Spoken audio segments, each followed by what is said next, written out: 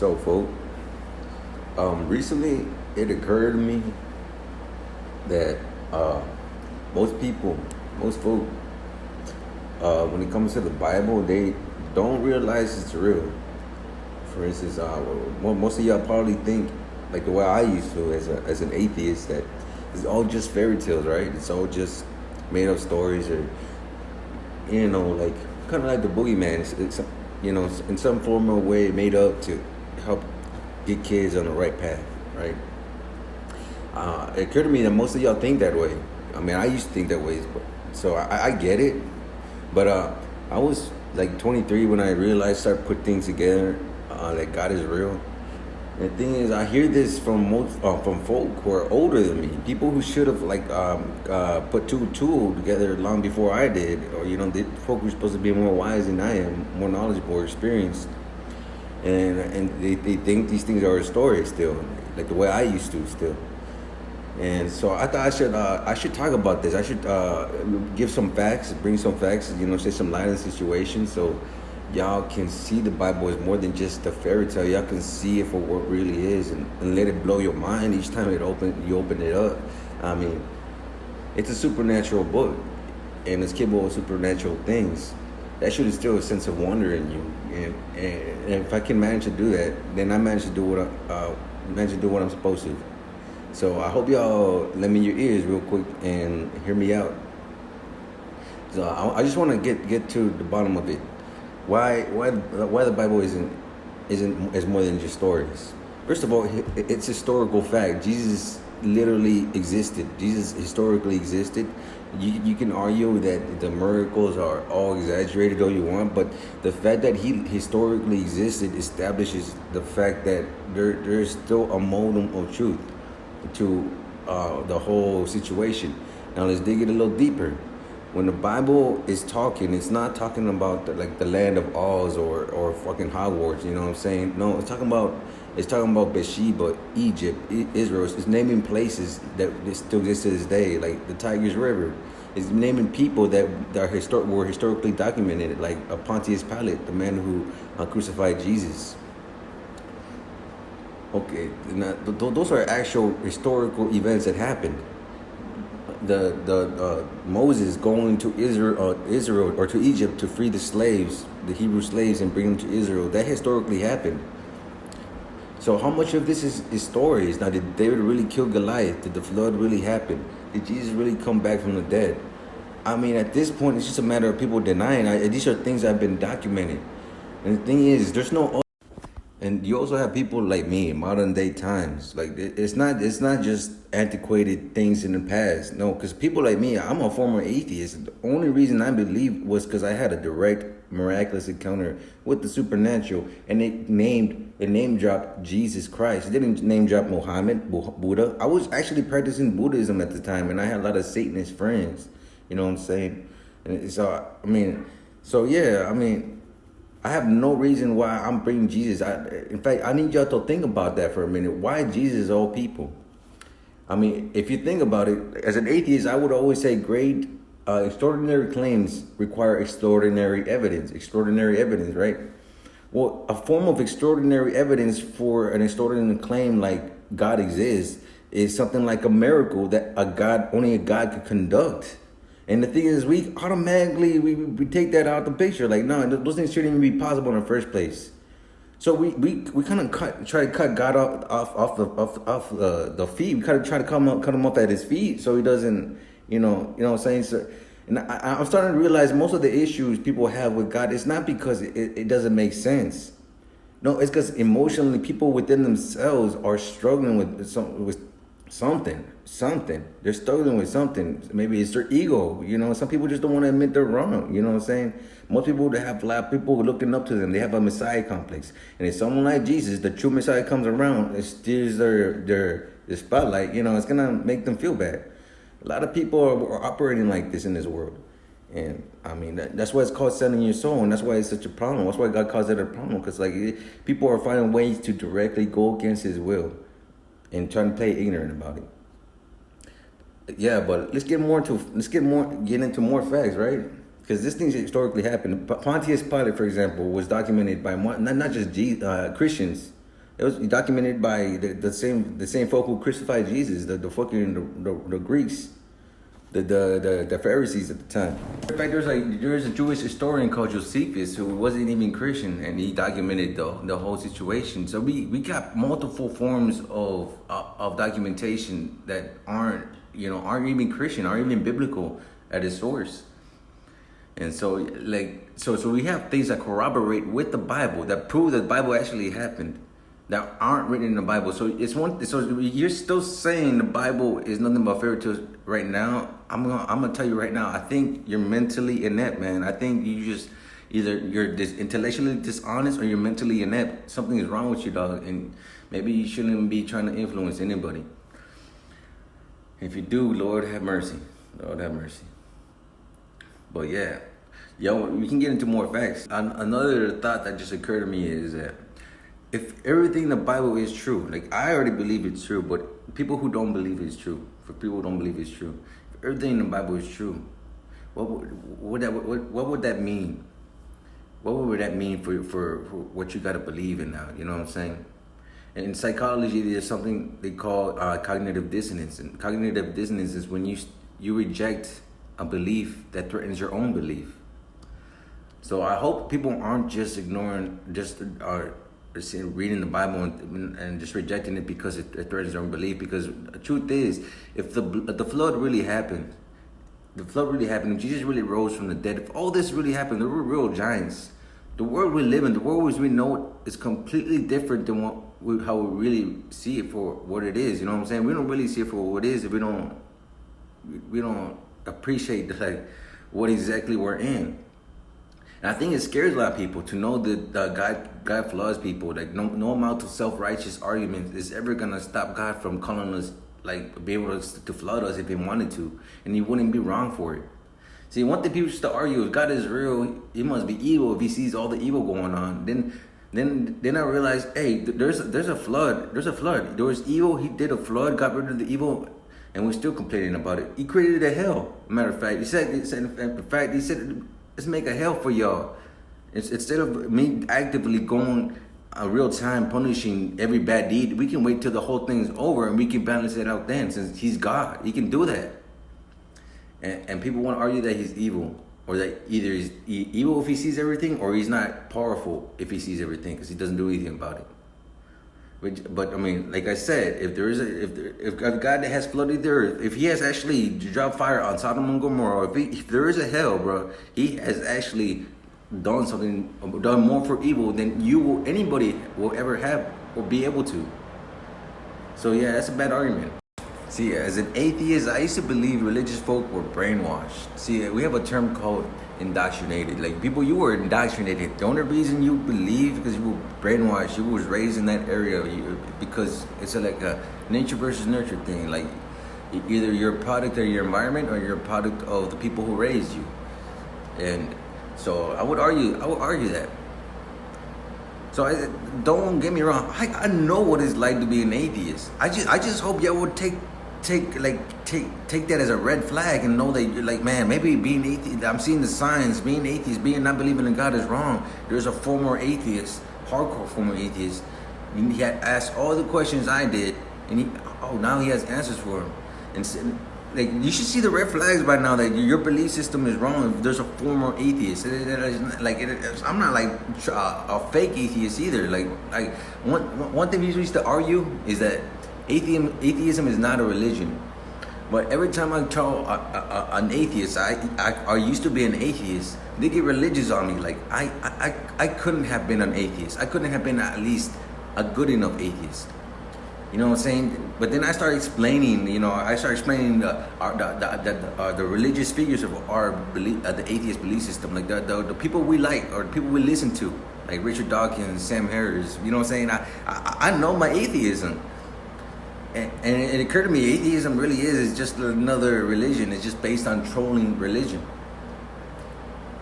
And then there's the agnostics, bro. People aren't even having no balls. Don't even have enough balls to literally pick a side. Like, you believe it or you not believe. You know what I'm saying? It's a faith-based thing anyways. But at least an atheist has the balls to say, no, God doesn't exist. At least he has the balls to say that agnostic, bro, fucking beats around the bush.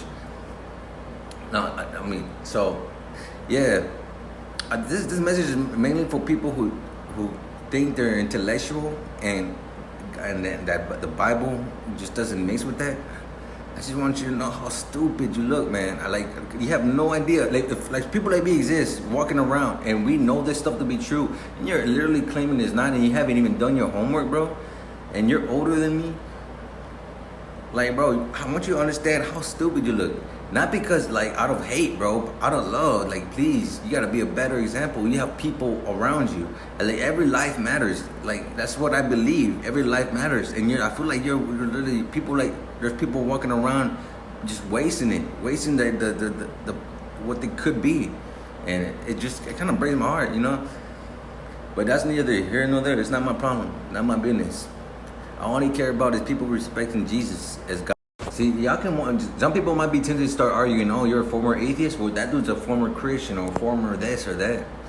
But I'm gonna tell you why that's a false dichotomy. A false dichotomy is when like you try to compare things, and reality aren't a real good comparison. And I'll tell you why.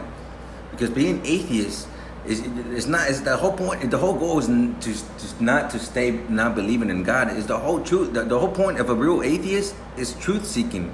We care about the truth, and we're just very very skeptical. A Christian. The whole point of being a Christian is to following Jesus, to have faith. See, an atheist coming to Christ shouldn't be comparable to a Christian losing his faith.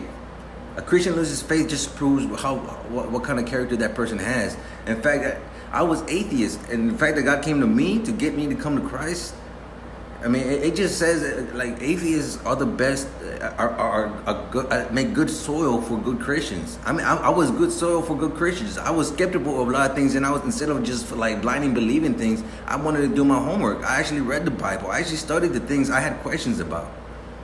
Unlike most so-called Christians or believers, I don't just blindly believe these things. I should look into it, and maybe that's why God called me. Maybe that's how I was saved. I ain't special though. In fact, there's a lot of atheists, and that's what I'm starting to realize. A lot of atheism isn't even like what I used to be. I was a truth seeker. I was a skeptic, but most people are just doing it to troll. They're just jumping on a bandwagon. Like, how many people are saying that the Bible is a fairy tale are doing it out of peer pressure because of people are saying they're like childish or something? You know what I'm saying? Yeah, I used to really believe that it was the religious folk that were the brainwashed ones, the indoctrinated ones. But I want y'all to think back. I want anybody listening to this to think back to when you first started school and when you first start going to science classes. What did they start teaching you that you blindly believed? I'm not even gonna start saying things like what did they start brainwashing you with? What did they indoctrinate with that you would passionately defend? That you would say this is the reason why the Bible isn't real when you first started going to school in science. Now then tell me who's brainwashed. Tell me who's indoctrinated. You know what Charles Darwin said? He said that if no one finds any transitional fossils, my theory is bunk. That's what the man himself said. Now, if you'll actually go on the internet and start looking up transitional fossils, come back to me and tell me what you find. Tell me what you find. As a matter of fact, I want you to even look into dinosaur fossils. Just look into dinosaur fossils and tell me what you find. Tell me what you see there. Like, how many of y'all just blindly believe in whatever, you know what I'm saying, and just ignore this because it sounds a little too good to be true. The Bible sounds a little good to be true. You know, can all these things really be real? Man, it's scary. It's more scary than it is fantasy, to be honest. I think that's why y'all don't want to believe it. But to think that the world is lying to you that much, it only goes to show that the devil is real. And most people just go with it. Most people just follow the devil to hell. Yeah, I don't want no one to go to hell. I really don't. I really don't want no one to go to hell. Like shit, if I'm going to heaven, everyone deserves to go to heaven. I deserve to go to hell more than most people. The way I feel about it. So it's a shame that if you're gonna go to hell over some stupid shit. I hope I hope y'all have an experience like I did. You know what I'm saying? Because I can't think you into God. I can't do that. All I can do is try to defend it. You know what I'm saying? And try to help people have that moment of clarity with God. You know what I'm saying? That's all I want. Is people should be able to see God for what He is, so he can come to Him. I want people to be. I want to help people be able to come to Him. This is what it's about. I can't really think. I can't really. I know I can make sense of all these things, but if the devil really in your heart, if you're really that prideful, I mean, you can just all these things are going in one ear and out the other. It's this was in the Bible. People are just gonna go hear what they want to be told. You know what I'm saying? But don't get it twisted. Uh, I'm not against science. The science is not against God. In fact, there's a lot of science actually that helps me. It would help anybody actually come to the realization that God is real. There's a lot of evidence. If you take any sort of scientific approach, you gotta use observation. You gotta take into account a lot of evidence. You gotta be skeptical about a lot of things. But the truth is, I mean, not a lot of people didn't know this, but a lot of schools, colleges, hospitals, they were founded by Christians. And science itself, if you look it up, the founding father was a Christian. The art of science was something that was inspired by the love of God. You know, we're just appreciating God's creation, and we're just trying to dig deeper into it. We're trying to unravel God's mysteries. That's just that sense of it all. So, I mean, science is not opposed. I mean, I still believe in microevolution. I still believe that there can be varieties of species, and like we can have like genetic inheritances and whatnot. In fact, that's what God said about the sin in general, about Adam and Eve's sin. It's something that we inherited in some form or fashion, spiritually though. But the whole point is that something like there's this whole point. There's a sense of evolution, and I do believe in it, but I don't believe in macroevolution. I don't believe a cow will evolve into a cat. A cat will never evolve into a cat just because the environment would push him to that point. You know what I'm saying? I don't believe we got here. I don't believe all life like sprouted out through evolution. You know what I'm saying? Like even if something started out like if everything evolved from a single cell, you still wouldn't be able to explain that single cell, because in science we have something called irreducible complexity, like things like the eye. You know what I'm saying? That don't that wouldn't function if all the pieces didn't evolve like together at the same time. It's like a mouse trap. If you take out at the spring of a mouse trap, the mouse trap won't work. If you take out any component, take out the slab of wood, then the mouse trap won't work. You need all those components for it to work. Yeah, there's a lot of things like that in biology, especially in single cell organisms. That's why that's just the classical example, because single cells have this a flagella, something called a flagella that they move with. And the thing is, it's like a little motor. It's a little motor, and the way it's put together, it's so complex that you can't evolve it. And it's a single cell. So that's you're talking about the first steps in evolution. If macroevolution is true, there's no way to get around that, and that's why macroevolution isn't true. Yeah, science is not opposed to God. Science actually helps prove that God is real. Like the whole idea behind most people's sci-fi understanding of science is like, hey man, it's just give it enough time. Give it enough time. Like that's how it works. Like you get within enough time, them first steps make sense. But the thing is, you can't even you can't even fathom how them first steps happen. You can't even how do, you know what I'm saying? There's no way we could actually create an environment for them first steps to happen. They're like we can't do that. The most people have been able to do is cloning. You know how cloning is done? Literally grabbing just what that's already been made, something that's already been evolved apparently already, and just reduce it, trying to mimic it basically. You know what I'm saying? I mean, if something like that can naturally happen, we should be able to create an environment that could cause life to happen. Why can't we do that? You know what I'm saying? So like, I feel like people have a sci-fi understanding, and they're really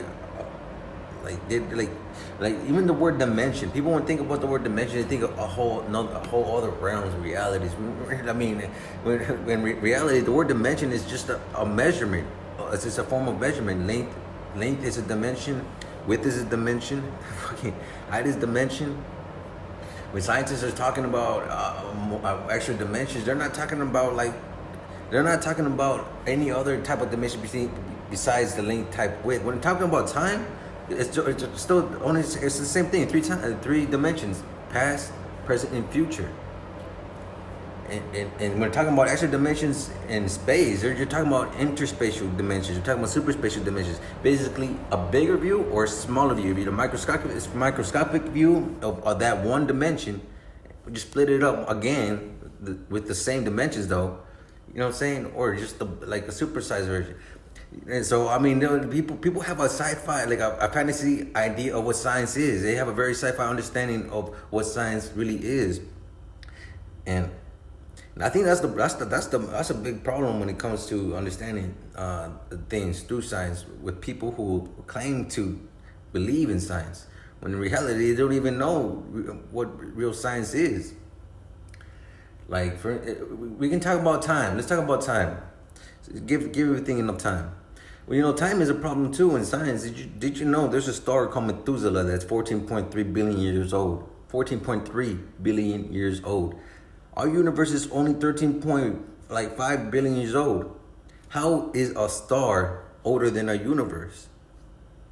Like, I've talked about this so many times, but it's because Einstein once talked about something called time dilation, and you know, yeah, time dilation is this idea that time just moves differently depending on the type of events, like type of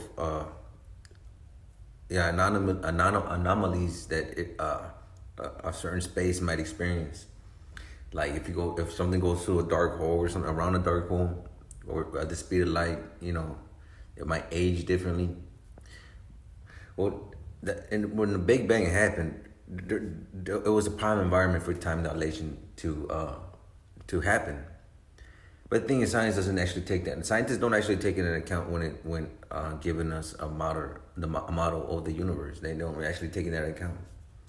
But the thing is that, I mean, that means even our idea of time isn't even complete. Our idea of time is just an educated guess.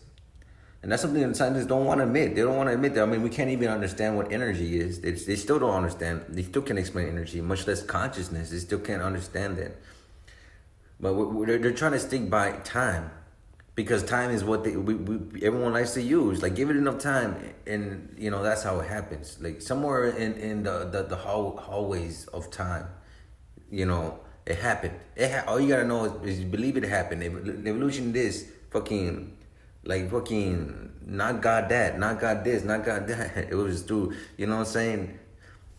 So you just gotta believe it. It's somewhere in the halls of time, and that you just don't, you know what I'm saying. Which is very disingenuous science. When science is through observation, you know what I'm saying. Science is through observation, through testing. So it's not very scientific, to be honest. But in fact, the fact that time dilation happens only seems to show that whatever the Bible claims, any problem someone might have with the timeline the Bible has, any complaints they have, can be easily solved with the notion of time dilation. In fact, the biblical timeline actually lines up pretty well. I mean, Jesus happened 2,000 years ago. Then the flood before, then Adam before it. It lines up. There's actual archaeological things. I actually encourage everybody to go on a little Indiana Jones archaeology, you know, hunt. You know what I'm saying? Like, do your little research, man. Do a little research. Look into these things. You will have your mind blown. Look for evidence of the flood. Look for evidence of all these things. And then come back and tell me, like, how much of this were stories, bro? And how, if they're more than just stories, like, that, what does it really mean when we say they're stories? Like, is it because we're scared to believe? People who say they're stories, are they really as mature as they claim to be? You know what I'm saying?